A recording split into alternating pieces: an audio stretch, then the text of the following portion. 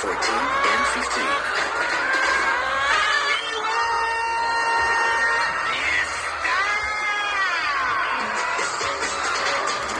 Oras na to, alas 2:46 na. Ginigihapon yung nag-iisang nakauban ang probinsyang Pisuy para siya rin ikiba. My name is DJ Chitoy. Hello, hello, hello, kanyang tanan. Oh, what's up, people?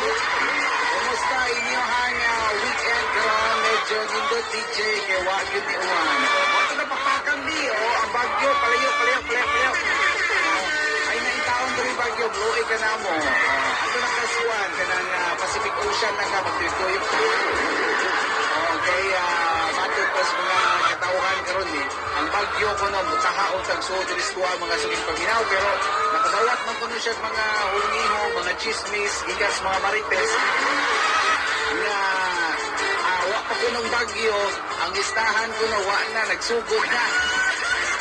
Siya, na pa sa Pilipinas, so niya, mag-away na pa din mga silingan na ni, kay siya napilog lista niya, ako napilog lista, ay! Sorry. Punta mo na rin mo, DJ, ay! Marami mo, wa maanad.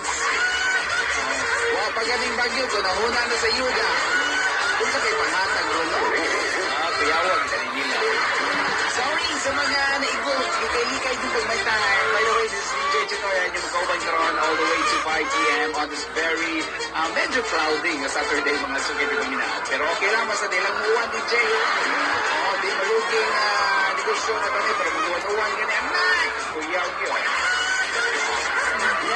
Ang mga nanay nato dahil dihano, palihog nag-check dahil sa inyo ang mga silong diha, inyo ang mga palibot, kasi gano'n na yung mga botilya, lata, mga tansan, uban pang mga punduhan o tubig, ulan diha, mga sukit paminaw, mga nanay kay mora ba na yung paborito, gits mga lamok.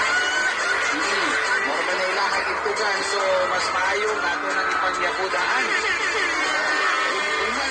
Uwan mga suging ni paminaw, init pa po ni sus ang labong parte na pagkakana. Mas maayo pa no, maginahinay na magtanom di ang mga tangat, oregano, o mga sila mga mosquito, repellent, basta ka lang, mga tanom nga mo mutaboy sa mga insekto kumbaga.